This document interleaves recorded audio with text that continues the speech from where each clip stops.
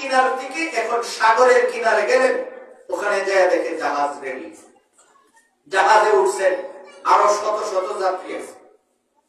আপনারা আমার চেয়ে ভালো জানেন, আজ থেকে 10-15 বছর আগে সচরাচর মেশিনের নৌকা খুব কম ছিল, ফালের নৌকা চলতো বেশি। এই ফালের নৌকা তো আপনারা আমার ওয়াজ করে বোঝানোর দরকার নেই। ওই তখনকার সময়ে ওই জাহাজ পালে চলতো, পালে জাহাজ কিছু সময় চলতেছেন, এখন সাগর পাড়ি দিবেন, চলতে চলতে মাঝামাঝি গিয়া জাহাজ খালি ঘুরতেছে, এখন আর সোজা চলে না, খালি কি করতেছে, এক জায়গায় ঘুরতেছে। তো জাহাজের যিনি নাবিক তিনি ঘোষণা দিলেন, আমি এই জাহাজটা কন্ট্রোল করি প্রায় 40 বছর যাবত। আমার এই জাহাজের একটা বিধান হলো, আমার জাহাজে কোনো গোলাম যদি পালায়া চলে যায়, কোনো গোলাম যদি মালিকের অনুমতি ছাড়া দেশ ত্যাগ করে আমার জাহাজে উঠে, তখন জাহাজটা এলোমেলো চলতে থাকে। কাজেই আপনারা যিনারা আমার জাহাজে আছেন, আপনাদের ভিতরে কোনো অবাধ্য গোলাম যদি থাকেন, আল্লাহর রাস্তা আপনি নেন না যান। এই কথাটা বলার পরে তখন ইউনূস আলাইহিস সালামের হৃদয়ে পুরান কথাটা জাগছে, আরে বাগুরা গোলাম যদি কেউ হয় তাহলে আমি আরে বাগুরা গোলাম, কারণ আমি তো আমার মালিকের কি নেই নাই, অনুমতি নেই নাই, আমি তো আমার সিদ্ধান্তে, আমি আমার কওমের লোকদের উপরে রাগান্বিত হয়ে আমি দেশ ছাড়ছি। এই কথাটা এখন তিনার মনে হয়েছে, উনি আস্তে করে মুখের কাপড়টা নিচে সরাইছে, সরাই কয় আমি বাগুরা গোলাম। তো জাহাজের যিনি নাবিক তিনি কয়, গোলামের তো চেহারার মধ্যে একটা ভাব থাকে। তাফসীরের কিতাবে আসছে, যেই যুগে আল্লাহ যেই নবী পাঠাইছেন তিনি ওই যুগে সবচেয়ে সুন্দর ছিল। তাহলে সুন্দর মানুষ আপনার চেহারা তো গোলামের ভাবই নেই, তাহলে আপনি গোলাম কেন? তিনি কয় না, আমি বাগুরা গোলাম, আমারে ফেলায় দাও। লোকজন কয় না, আপনি তো ভালো মানুষ, এত সুন্দর মানুষ কোনদিন কি হয় না, গোলাম হয় না। ইউনূস আলাইহিস সালাম যতই বলে তিনি বিশ্বাস করেন না। এখন জাহাজের নাবিক বলেন, আমি একটা লটারি দিই, দেখি গোলাম কার নাম ওঠে। লটারি দিছে, ইউনূস আলাইহিস সালামের নাম উঠছে, আবার দিছে তিনার নাম উঠছে, আবার দিছে একই নাম। এরপরেও তিনি বলেন না, আপনি গোলাম হতে পারেন না, কারণ এত সুন্দর মানুষ কোনদিন কি হয় না, গোলাম হয় না। ইউনূস আলাইহিস সালাম চিন্তা করলো, আমার জন্য এতটি মানুষ কষ্ট করলো, তিনি লাফ দিয়া নদীতে পড়ে গেলেন। যেই পড়তে দিন মাছ একটা ওনাকে গিলে ফেলছে। আচ্ছা আপনারা বলুন তো, আপনাদের পাশেই তো নদী, মাছ যদি কোনো জিনিস খেয়ে ফেলে এই জিনিসটা কি আর অক্ষত থাকে? না, হজম হয়ে যায় না? নদীতে কত বড় বড় দানব প্রকৃতির মাছ থাকে, আমরা ছোটবেলায় দেখছি বড় বড় গরু খেয়ে ফেলতো, মানুষ খেয়ে ফেলতো, এরকম দানব আকৃতির অনেক কিছু থাকতো। তিনি যখন নদীতে পড়লেন, মাছ একটা ওনাকে গিলে ফেললেন, ওই মাছটাকে আরেকটা মাছ গিলে ফেলছে। এখন তিনি 3টা অন্ধকারের ভিতরে। বলেন কয়টা অন্ধকার? 3টা অন্ধকারের ভিতরে। আপনারা কি কষ্ট হইতেছে? না, 3টা অন্ধকার। 3টা অন্ধকারের ভিতরে তিনি যখন পানি নিচে চলতেছেন, 40 দিন সময় তার ভিতরে চলে গেছে। হঠাৎ করে তিনার মনের ভিতরে কষ্ট জাগলো যে আমি তো এখানে আসছি, কারণ আমি যে ভাইগা আসছি এই জন্য আল্লাহ আমাকে পাকড়াও করছে। আল্লাহ তাআলা এই কথাটা আমার তিলাওয়াতকৃত আয়াতে বলেন, ওয়াদান্নুন ইয যাহাবা মুগাদিবান ফাযান্না আন লান নাকদিরা আলাইহি ফানাদা ফিস যুলুমাত। আল্লাহ তাআলা কয়, হাবিব আপনাকে আমি মাছওয়ালা নদীর কথা শোনাই। যেই মাছওয়ালা মনে করছিল আমি তারে পাকড়াও করব না, ইনি মনে করেছিল আমি তাকে ধরব না, ইনি নিজের গুসরাকে প্রকাশ করার জন্য আমার অনুমতিবিহীন যখন এলাকা ছেড়ে দেয়, আল্লাহ তাআলা কয় আমি তারে এমন ভাবে পাকড়াও করছি, এবার মাছের পেটের ভিতরে ঢুকে গেছে। আবার ওখানে যাওয়ার পরে যখন আমি আল্লাহ এই কথাটা তার হৃদয়ে স্মরণ হয়ে যায়, তিনি যখন চিন্তা করলেন যে এই মুসিবত থেকে আমার রব ছাড়া আমারে বাঁচানোর আর কেউ নাই, এই পেরেশানি থেকে আমারে মুক্তি দেওয়ার মতো আর কেউ নাই, এই চিন্তাটা যখন তার জবানের ভিতর দিয়ে বের হয়ে গেল, হৃদয়ে চিন্তা আসলো আর এটার বহিঃপ্রকাশ ঘটলো জবানে। এবার যখন তিনি বললেন আন্না আল্লান্না কদিরু আলাইহি ফানাদা ফিজ যুলুমাত, তার হৃদয়ে যখন দুইটা গেল আমি তো জুলুম করে ফেলাইছি, আমি তো আমার নফসের উপরে জুলুম করছি, আমি আল্লাহর অনুমতির বাহিরে চলে আসছি। এবার নিজে জবান দিয়ে যখন বলল লা ইলাহা ইল্লা আনতা সুবহানাক ইন্নী কুনতু মিনাজ জালিমিন। আল্লাহ তাআলা ওই শব্দটা যখন জবান দিয়ে বের করে বলাইছেন, আমি সঙ্গে সঙ্গে মাছের পেটের ভিতরে ব্যথা শুরু করে দিছি। সুবহানাল্লাহ। ব্যথাটা এমন তীব্র থেকে তীব্র রূপ ধারণ করছে।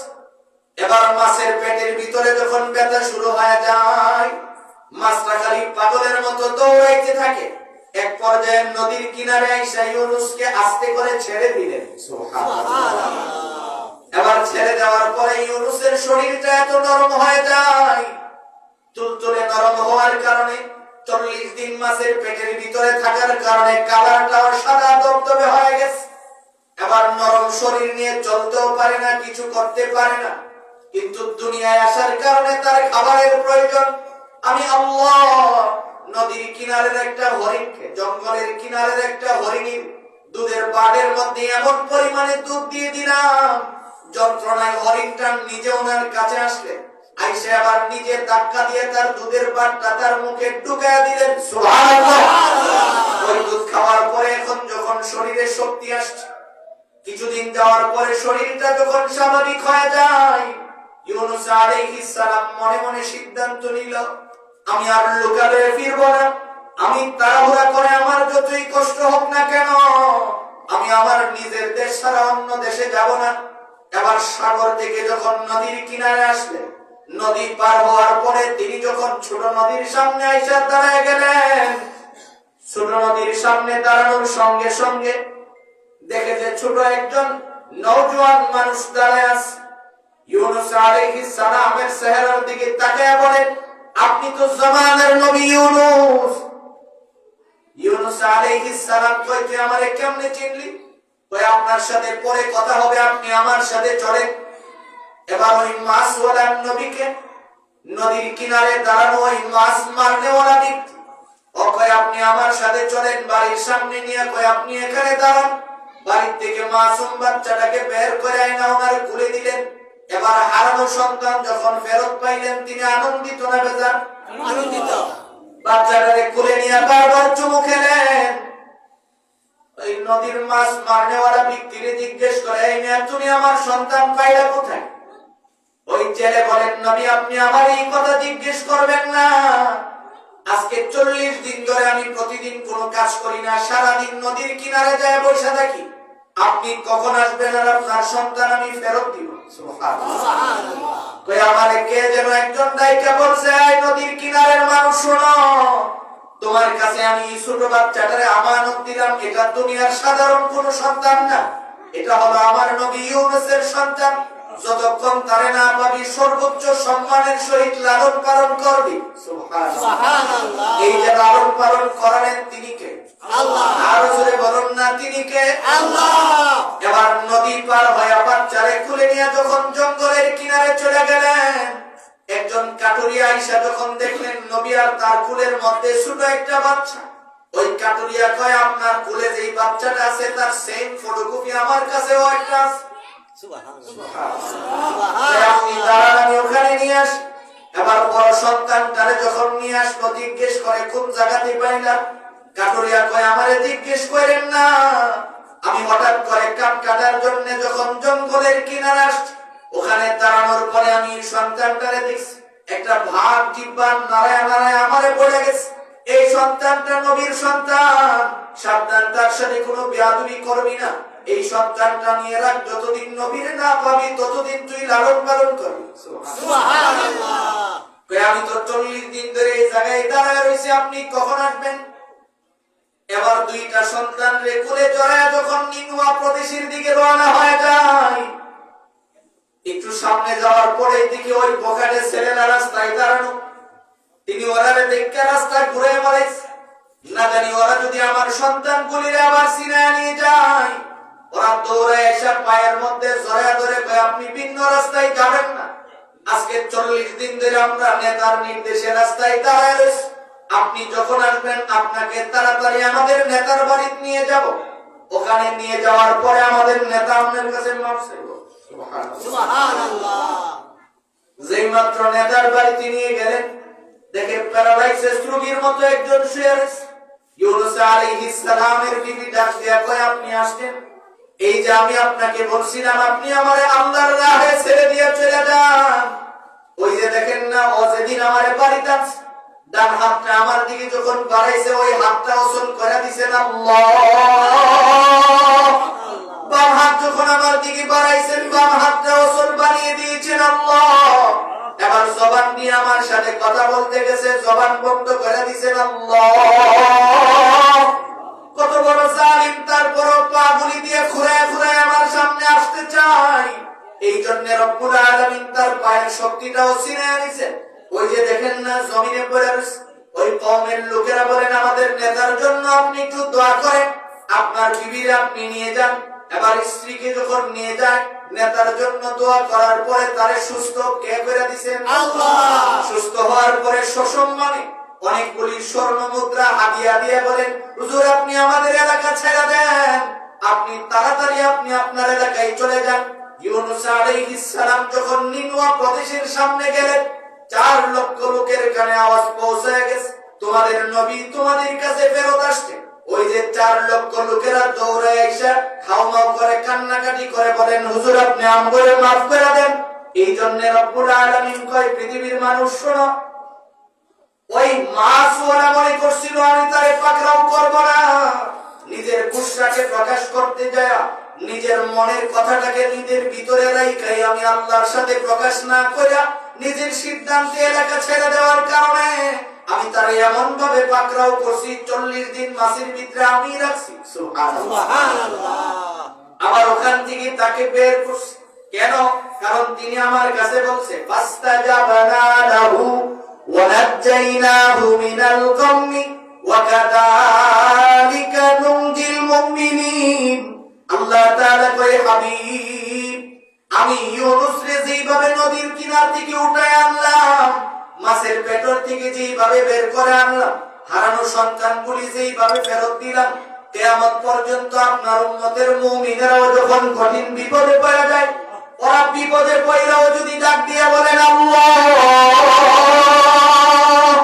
আর জীবনে অন্যায় করব না মালিক, এই কথাটা যখন জবান দিয়ে বইলা ফেলাই, আমি তারে কঠিন থেকে কঠিন মুসিবত থেকে হেফাজত করব। সুবহানাল্লাহ। এখন বলেন তো, আমি আয়াতটা তিলাওয়াত করার আমার যে উদ্দেশ্যটা ছিল, যে আমরা ছোটখাটো একটা বিপদে পড়লে হয় কোনো মাজারও যাই, কোনো দরবারে যাই, কিন্তু আল্লাহর কাছে যাই না। কথা বলুন ঠিক কিনা? আমাদের যাওয়ার দরকার কোন জায়গায়? আল্লাহ। বলেন না কোন জায়গায়? বেশি কষ্ট দিছি না, শেষ করে দিই দিনা আর 5-7 মিনিট ইনশাআল্লাহ। মুহতারাম ভাই, যে কথাটা বলতেছিলাম, আমার এই আয়াতের তাফসীরের দ্বারা প্রায় অনেক ঘন্টা কথার দ্বারা আপনারা যে কথাটা বুঝলেন, বলুন তো আমাদের বিপদে পড়লে কার কাছে চাইতে হয়? আল্লাহর কাছে। নিজের সিদ্ধান্তের বহিঃপ্রকাশ ঘটানো যাবে না। আমার মনের ভিতরে ওয়াসওয়াসা দেয় কে? আল্লাহ। শয়তান। বলেন কে দেয়? শয়তান। এই জন্য আমাকে যেই কাজ করতে হবে, আমি সিদ্ধান্তটা, এটা কার সিদ্ধান্ত আমাকে চলতে হবে? আল্লাহর সিদ্ধান্ত। আল্লাহর সিদ্ধান্ত। ইউনূস আলাইহিস সালাম শুধু নিজের রাগের বশীভূত হয়ে এলাকা ছেড়ে দেওয়ার কারণে লম্বা সময় বিবি হারালেন, সন্তান হারালেন, এই যে মুসিবতে পড়লেন। আবার যখন তিনি বুঝলেন যে আমি তো এটা অন্যায় করে ফেলেছি, আমার তো এটা সিদ্ধান্ত নেওয়ার কথা ছিল না, কারণ আমার সিদ্ধান্ত হবে কার সিদ্ধান্তে? আল্লাহর সিদ্ধান্তে। এই কথাটা যখন তারা বললেন, তিনি যখন চলে গেলেন, অথচ নিনওয়া প্রদেশে যারা তাদের নবীকে 40 বছর কষ্ট দিল, কত বছর কষ্ট দিয়েছে? 40 বছর কষ্ট দিয়েছে। শুধু তাই না, মারধর করছে, একজনও কালিমা পড়ে নাই, কিন্তু আযাব উল্টা চাইছে। আযাব থেকে ওরা যখন কালিমা পড়ছে সঙ্গে সঙ্গে আল্লাহ 4 লক্ষ লোককে একত্রিত ভাবে ক্ষমা করে দিলেন। সুবহানাল্লাহ। তাহলে আমি আপনাদেরকে যে কথাটা বুঝাইতে চাইলাম, আল্লাহর কাছ থেকে ক্ষমা নেওয়া সহজ না কঠিন? সহজ। আরো জোরে বলেন সহজ। পৃথিবীতে এর চেয়ে সহজ আর কোনো কাজ নাই। পৃথিবীতে এর চেয়ে সহজ আর কোনো কাজ নাই। ওই প্রদেশের লোকেরা খালি উত্তর কইছে, খাওয়াটা বন্ধ করে দিয়া কাছে আর বলছে যে তুমি ছাড়া আমাদের বাঁচানোওয়ালা আর কেউ নাই। আপনিও যদি এখন বিপদে পড়ে এই কথাটা দিল থেকে বলে দেখেন, আল্লাহ আপনি ছাড়া আমাকে বাঁচানোর আর কেউ নাই, দেখবেন আপনার ওই মুসিবত থেকে হিফাজত কে করবেন? আল্লাহ।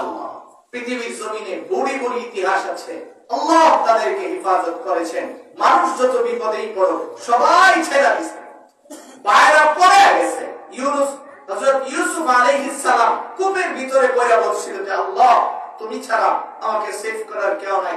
আল্লাহ হুকুম দিয়েছে জিবরাইল রশি ছেড়ে দিয়েছে, নিচে যাওয়ার আগে হাতটা বিছায় আমার ইউসুফের যেন কোনো প্রকারের কষ্ট না হয়।